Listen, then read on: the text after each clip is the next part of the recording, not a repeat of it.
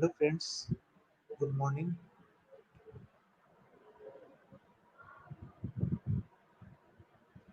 Hello friends, good morning. This is Ankit Kumar from SKTU Hanumangarh. जैसा कि आप जान रहे होंगे कि हमारा जो लाइव सेशन है वो बच्चों के जेट एंट्रेंस एग्जाम के प्रिपरेशन के लिए है और उनकी तैयारी एग्रीकल्चर सेक्टर में कैसे की जाती है, क्या-क्या क्वेश्चन पुटअप हो सकते हैं, उनके बारे में हम चर्चा करते हैं। तो आज का हमारा टॉपिक रहेगा प्रोडक्शन टेक्नोलॉजी ऑफ बेर। हॉर्टिकल्चर पार्ट्स जो है अपना सेशन चल रहा है हॉर्टिकल्चर का और मैक्सिमम फ्रूट्स आपको पढ़ाया जा चुका है। तो आपका आज लास्ट फ्रूट में जो टॉपिक है वो लास्ट है आज बेर।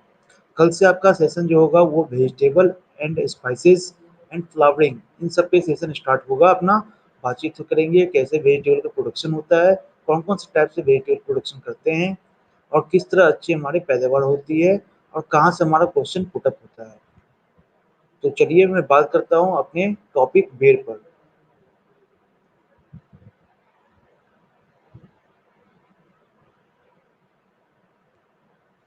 जनरली क्वेश्चन आता है बेर से हमारा कि बेर जो है उसको कौन सा फल और भी कहते हैं। तो बेर को जो है एक नाम और है इसका, इसको बोलते हैं गरीबों का फल, फ्रूट ऑफ पुअर, बेर को ही बोलते हैं।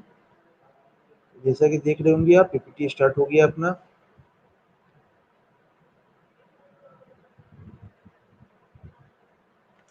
तो स्टार्टिंग करते हैं बेर कल्टीवेशन पे। जैसा कि मैं हर बार अपनी वीडियो में बोलता हूँ, किसी भी फ्रूट हो, वेजिटेबल हो या कोई भी चीज़ हो, उसका साइंटिफिक नेम जानना बहुत ही ज़रूरी है और इससे भी क्वेश्चन आपके पुटअप होते हैं। तो देख रहे होंगे आप अपने डिस्प्ले पे, बेर का बोटानिकल नेम है जिज़फस मॉरिशियाना। जिज़फस मॉरिशियाना बेल का साइंटिफिक नेम है।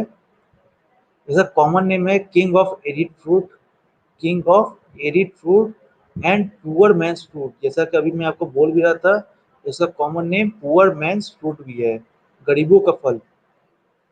टू इसका क्रोमोसोम नंबर है 2n=48। ये भी आपके क्वेश्चन पुटअप होते हैं। फैमिली इसका है रेमनेशिएई। रेमनेशिएई जो है इसका फैमिली है और इसकी ओरिजिन जो है वो अपनी इंडिया है, इंडिया में इसका ओरिजिन है। अब बात करते हैं यूज एंड कंपोजिशन, कहाँ पे इसका यूज होता है, कहाँ क्या इसका कंपोजिशन है बेर का, वो जानेंगे। These fruits are eaten fresh as well as dried. ये जो फ्रेश ये फल जो है वो फ्रेश भी खाते हैं और इसको सूखा सूखा करके भी खाते हैं। बेर is processed into candy pickle. इसके बहुत सारे प्रोडक्ट बनते हैं, कैंडी बनते हैं, पिकल बनते हैं, इन सबों में काम आता है। कंपोजिशन क्या है इसका? Rich in vitamin C, A and B complex and sugar. Vitamin A, B और सी तो रहते ही हैं, साथ में इनका शुगर का भी कंपोजिशन होता है। Rich in minerals like calcium, magnesium and zinc. Calcium भी होता है इसमें, मैग्नीशियम भी और जिंक भी होते हैं। ये सब इसमें प्रचुर मात्रा में रहती हैं अपने बेर फल में। अब बात करते हैं क्लाइमेट एंड सॉइल की। कैसा क्लाइमेट होना चाहिए बेर के प्रोडक्शन के लिए और कैसा सॉइल होना चाहिए। तो मैक्सिमम इंडिया में देखा जाता है कि लगभग हर एक सॉइल में आपको बेर उग जाते हैं। लेकिन बेर उगाना और एक आप एग्रीकल्चरिस्ट होके एक बेर का प्रोडक्शन करना, दोनों में अंतर होता है। जैसा कि देख रहे होंगे climate mainly found in arid condition. Arid condition में ये ज़्यादातर पाए जाते हैं। However also found in tropical and सब ट्रॉपिकल कंडीशन। लेकिन कुछ जगह पाएंगे ट्रॉपिकल और सब ट्रॉपिकल जगहों में भी ये उगाए जाते हैं। Prefers hot and dry climate. Hot और ड्राई क्लाइमेट को ये प्रेफर करता है। And adequate moisture during fruiting. और कम मॉइस्चर होनी चाहिए फ्रूटिंग के समय। It is extremely drought hardy owning its deep root system. ये सूखे जगहों में भी ज़्यादातर हो जाता है, इसलिए क्योंकि इसका रूट सिस्टम बहुत ही डीप होता है। इसकी जड़ें जो है बहुत अंदर तक जाती हैं ज़मीन में। Excessive atmospheric humidity is not good for satisfactory fruiting. और जो फल होता है, जैसा कि मैंने आपको पहले बताया था कि मॉइस्चर की आवश्यकता कम पड़ती है। जो एटमॉस्फेरिक ह्यूमिडिटी होती है वो ज़्यादा भी अच्छी नहीं होती है फलन के समय। क्योंकि फल उसके साइज छोटे हो जाएंगे, कुछ सूख जाएंगे, तो ये सभी दिक्कतें आती हैं। अब देखते हैं अपना सॉइल, सॉइल कैसा होना चाहिए। Capable of growing under wide range of soil, well drained fertile soil is best for growth. अच्छी इरिगेशन सिस्टम, अच्छी वहाँ पे उपलब्धता हो, फर्टाइल सॉइल हो, मीन्स उपज ज़्यादा हो सॉइल में, उन सब जगहों पर क्या इसका उत्पादन अच्छा होता है। However it can be tolerant saline, alkaline and water logged soil to certain extent.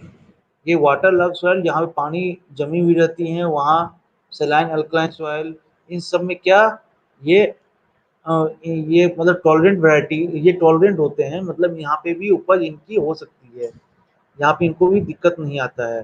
बहुत सारे पौधे हैं जो सलाइन अल्कलाइन सॉइल देख के ही हम लोग उसका उत्पादन करते हैं।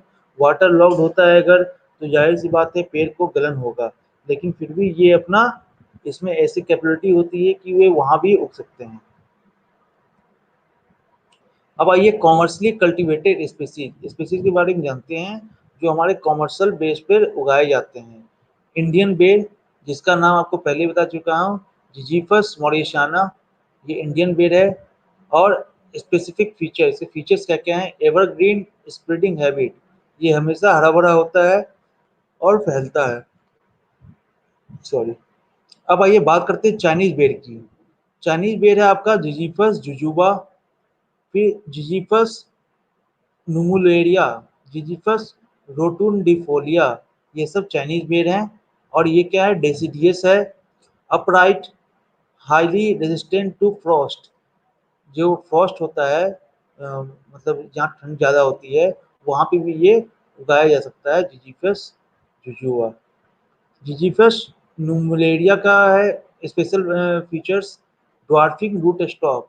इसके रूट स्टॉक जो होते हैं, जो तने काट के लगाए जाते हैं, वो छोटे हेड के होते हैं और इसका पौधा भी छोटा होता है। जिजीफियस रोटुंडिफोलिया का जो है स्पेसिफिक फीचर है, commercially use for root stock for arid region. Arid region में आप देखेंगे रूट स्टॉक का जो है मैक्सिमम कॉमर्शियली यूज इसी का होता है, जिजीफस रोटुंडिफोलिया का। अब आइए वैराइटल क्लासिफिकेशन, इसकी वैराइटीज के अकॉर्डिंग जो है क्लासिफिकेशन करते हैं। क्लासिफिकेशन भी हमारा कई तरीके से होता है, on the basis of area, on the basis of maturity, recently release new variety, varieties के अकॉर्डिंग भी होता है क्लासिफिकेशन। तो बात करते हैं हमारे on the basis of area पे। एक्सट्रीमली ड्राई, जहाँ पे बहुत ही ज़्यादा सूखा हो, वहाँ पे ये गोला, सेब, मुंडिया, ये वैरायटी उगाई जाती है। ड्राई रीजन में बनारसी, करक्का, कैथली, उमरान, महारवली, ये उगाए जाते हैं आपको ड्राई रीजन में। ह्यूमिड रीजन में क्या क्या उगाया जाता है, मेहरून, शानौर नंबर 2, ये सारे वैरायटीज के नाम हैं जो अपने एरिया के बेस पे हम लोग उगाते हैं। On the basis of maturity, परिपक्वता के आधार पर हम लोग कौन कौन सी वैरायटी उत्पादन करते हैं। जब अर्ली की बात आएगी तो अर्ली उमरान, गोला और सेब, ये उगाए जाते हैं। मिड की बात आएगी तो रश्मि, कैथली, मुंडिया और बनारसी, ये उगाए जाते हैं मिड। और जो लेट वैरायटी होती है अपनी, वो है उमरान। उमरान एक अर्ली है, एक लेट भी है, तो लेट उमरान हो गया। और इलाची, ये इनके वैरायटीज के नेम है। अब बात करते हैं न्यू वैरायटी जो रिलीज हुए हैं। थार सेविका, थार सेविका जो है अपने सेब और कत्था से क्रॉस करके बनाए गए हैं। थार भूभरज, selection from Bhusawar area of Bharatpur, Bharatpur के भुसावर एरिया से ये वैरायटी निकली है, थार भूभरज। गोमा कीर्ति, गणेश कीर्ति, ये सिलेक्शन फ्रॉम उमरान, उमरान से ही ये इसका उत्पादन किया गया है, गोमा कीर्ति एंड गणेश कीर्ति। अब बात करते हैं हमारे प्लांटिंग की। प्लांटिंग में हम पहले बोल चुके हैं, प्लांटिंग का डिस्टेंस देखा जाता है, यही सब क्वेश्चन पुटअप होते हैं आपके कि प्लांटिंग का डिस्टेंस पूछ देगा, बेर का, एप्पल का, किसी का भी पूछ सकता है। तो आपको जब पता रहेगा तभी आप आंसर दे पाओगे। तो प्लांटिंग का देखते हैं। रेनफेड, रेनफेड जहाँ पे होते हैं वहाँ पर हम लोग 6x6 मीटर यूज करते हैं स्पेसिंग। इरीगेटेड, जहाँ पे इरीगेटेड वाटर, इरीगेशन सिस्टम अच्छा है, इरीगेटेड एरिया में क्या करते हैं, 8x8 मीटर का यूज करते हैं। पिट्स ऑफ 60x60x60 सेंटीमीटर साइज, जिसका गड्ढा होता है जहाँ प्लांटेशन करते हैं उसकी दूरी कितनी होती है और क्या उसका डेप्थ होता है, 60x60x60 centimetre size are dug and filled with 50 kg FYM, 50 kg FYM डालते हैं प्लस सॉइल प्लस एल्ड्रीन और BSC और methyl parathion powder. Planting in June to August, और सब प्लांटेशन कब करना चाहिए, जून से अगस्त के बीच में। अब आइए बात करते हैं इरिगेशन की। इमिडिएटली आफ्टर प्लांटिंग, हम लोग प्लांटिंग के जस्ट बाद 4 to 5 days up to 3 months, 3 month तक 4 से 5 दिन के अंतराल में इसका इरिगेशन करना चाहिए। Most part of year no irrigation, sorry, देखा आपने पहले भी मैंने आपको बता चुका हूँ कि इरिगेशन जो है इसमें ज़्यादा ज़रूरत नहीं पड़ती है, ये ड्राई एरिया में भी उगाए जाते हैं। तो देखते हैं most part of year no irrigation, irrigation after fruit sets October to February. Irrigation क्या, फ्रूट सेट के समय अक्टूबर टू फरवरी के समय भी कर सकते हैं। अब बात करते हैं प्रूनिंग की। Annual pruning in bed is essential to induce maximum number of new healthy shoot. Annual pruning जो है बहुत ही जरूरी होती है बेड में, ताकि इसके सूट्स जो हैं वो ज़्यादा स्वस्थ और अच्छे निकले and would bear good quality fruits, और अच्छे फल का फलन हो। Best time of pruning in ber is April to May. April to May जो है प्रूनिंग के लिए सबसे अच्छा समय होता है बेड के लिए। कॉमर्शियली मेथड ऑफ प्रोपेगेशन, अब बात करते हैं प्रोपेगेशन की। प्रोपेगेशन का कॉमर्शियली मेथड है आई और टी बडिंग। जी हाँ, आई और टी बडिंग जो है इसके द्वारा कॉमर्शियली यूज होता है बेड में प्रोपेगेशन के लिए। Best time of planting is July to September. जो इसका बडिंग का जो प्लांटेशन होता है बडिंग के बाद जुलाई टू सितंबर बेस्ट टाइम होता है। प्रोपेगेशन देखिए सीड से कैसे। Main drawback of seed propagation is bear heavy, fruit small and poor quality. यहाँ पे देख रहे होंगे सीड से हमारा क्या हो रहा है, सीड से भी प्रोपेगेशन होता है लेकिन इसके फल जो हैं वो छोटे रह जाते हैं और पुअर क्वालिटी, वो मतलब क्वालिटी उनकी अच्छी नहीं होती है। अब आइए बात करते हैं vegetative. Most common method of propagation of बेर इज बाय आई और टी सील्ड बडिंग। ये देखिए इस तरह से कुछ होते हैं, I and T shield budding. Budding is done during May to June on Ziziphus mauritiana root stock।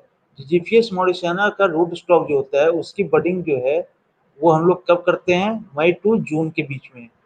Spacing क्या होनी चाहिए हमारी, 5x5 मीटर। किसकी, जिजीफियस मॉरिसियाना की। Standardisation of root stock, root stock का स्टैंडर्डाइजेशन क्या होता है देखते हैं। बेस्ट रूट स्टॉक फॉर बेर इज जिजीफियस रोटुंडिफोलिया, जहाँ की पहले भी आपको मैंने बताया था। ये देखिए जिजीफियस रोटुंडिफोलिया में commercially use for root stock for arid region. उसी तरह यहाँ भी आपका दिया हुआ है कि बेस्ट रूट स्टॉक फॉर बेर is जिजीफियस rotundifolia. Ziziphus numunularia is not used as root stock। इसको रूट स्टॉक में हम लोग यूज नहीं करते हैं, ये चाइनीज वैरायटी है। इसको हम लोग रूट स्टॉक में इसलिए यूज नहीं करते हैं because of inverted bottle neck disorder. इसका जो ऊपर का भाग होता है वो बॉटल की तरह मुड़ जाता है, ये हो जाता है इस टाइप से। तो हम लोग इसको वैरायटी को रूट स्टॉक में यूज नहीं करते हैं। अब आइए बात करते हैं हार्वेस्टिंग की। अपनी हार्वेस्टिंग कब होनी चाहिए और क्या इसका यील्डिंग होनी चाहिए। जाहिर सी बात है अगर हम एग्रीकल्चरिस्ट हैं तो आप कोई फल जो उगाते हैं कॉमर्शियली बेस्ड पे हो या पर्सनल बेस्ड पे, तो उसका हम लोग यील्डिंग भी देखते हैं। Planted comes into bearing after 5 to 6 years. 5 से 6 साल के बाद आपका ये प्लांटेशन स्टार्ट हो जाता है, फल देना शुरू हो जाते हैं। Harvesting at proper stage is extremely essential. Harvesting बहुत जरूरी है प्रॉपर स्टेज पे ही।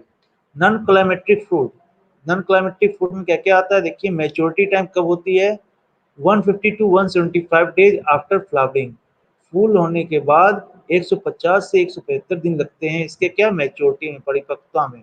हार्वेस्टिंग पीरियड कब होती है नॉन क्लाइमेट्रिक की, नवंबर टू मार्च जो है इसका हार्वेस्टिंग पीरियड होता है।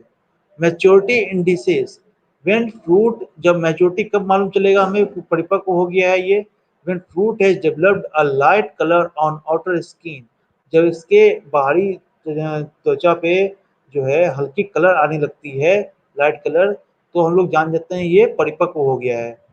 एवरेज यील्ड क्या होता है, यील्डिंग जो बता रहे थे हम कि वो भी देखना जरूरी है। तो हमारा एवरेज यील्ड होता है 80 टू 200 केजी पर ट्री। एक प्लांट से, एक ट्री से हमारा 80 से 200 केजी बेर निकल सकते हैं।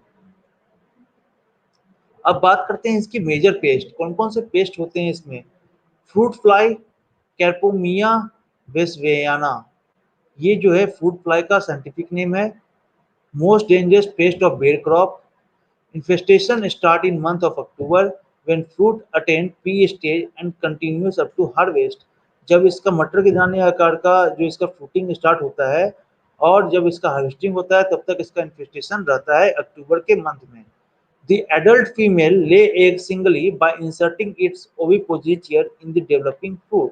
जो फ्रूट डेवलप होता है उसके ओविपोजिटर साइड में अपना ये एग सिंगली एक फल में एक एग छोड़ जाती है। Larva hatches up and start feeding on the pulp making galleries. कुछ इस तरह से आपको देखने को मिलेगा जब बेर अंदर से सड़ा हुआ होता है। तो क्या होता है जब लार्वा फटता है तो उसके बाद वो खाना शुरू करती है अंदर के पार्ट को, पल्प को। ये जो पार्ट होते हैं इसके अंदर वाले पार्ट को पल्प बोलते हैं।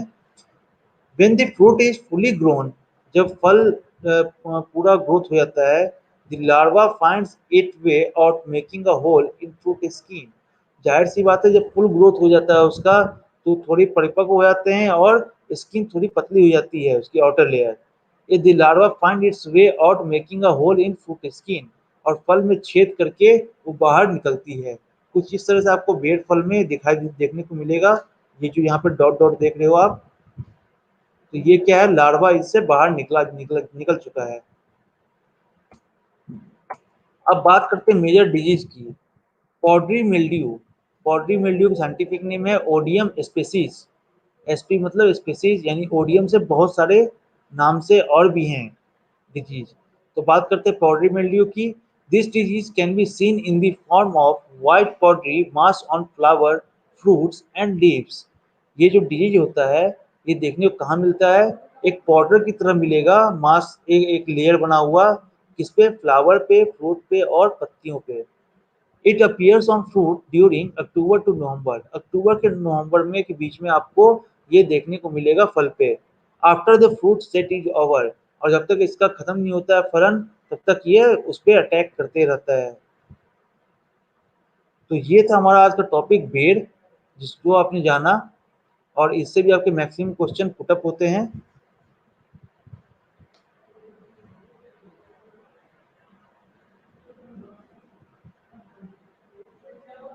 तो आज का टॉपिक हमारा बेर था जिसमें हमने बहुत कुछ जाना, कैसे कैसे कल्टीवेशन होता है, क्या क्या इसमें डिजीज होते हैं, क्या क्या इसमें पेस्ट होते हैं, कौन से कल्टीवर उगाए जाते हैं, कौन सा अच्छा होता है, कौन सा रूट स्टॉक हमारा अच्छा होता है। इनसे अगर आपको संबंधित कोई भी क्वेश्चन पूछना हो तो आप हमारे कमेंट बॉक्स पे कमेंट कर सकते हैं। आप अपना क्वेश्चन पुटअप कर दीजिए, आपका आंसर जरूर दिया जाएगा। अब जो है आगे कल की क्लास जो है वो आज आज तक क्लास था हमारा फ्रूट का यानी पोमोलॉजी का। This is the part of horticulture and the next class will start on the vegetable production and technology. How can we produce the maximum vegetable and the production will be higher। तो इसके बारे में चर्चा करेंगे हम अपने next class में। आपके क्वेश्चन बताए जाएंगे कहाँ से पुटअप होते हैं। जो हमारा लास्ट क्लास रहेगा 28 को, उसमें आपको मैं एमसीक्यू ओनली पढ़ाऊंगा, जहाँ से हमारे क्वेश्चन मैक्सिमम पुटअप होते हैं और जो लगभग हर एक आईसीआर से लेके कोई भी एग्जाम में एग्रीकल्चर के आता है। तो बात करते हैं अब हम वेजिटेबल क्रॉप्स की, जो हमारा नेक्स्ट क्लास है। तो उसके बारे में थोड़ी चर्चाएं कर लें हम लोग कि ये होता क्या है, इसकी पढ़ाई को क्या बोलते हैं। तो सब्जियों की पढ़ाई को हम लोग बोलते हैं olericulture. Olericulture is the branch of horticulture which deals with the study of vegetables and its production. तो हम लोग उसी के बारे में चर्चा करेंगे कल। आज का हमारा टॉपिक बेर था जो समाप्त हो गया है। अभी हमारा टॉपिक बचा हुआ है वेजिटेबल, फ्लोरिकल्चर, फूलों की पढ़ाई, spices and ornamental and medicinal crops, यही बचे हुए हैं, आपको यही बताया जाएगा कि कैसे इसमें भी प्रोडक्शन हम लोग करें। Thank you.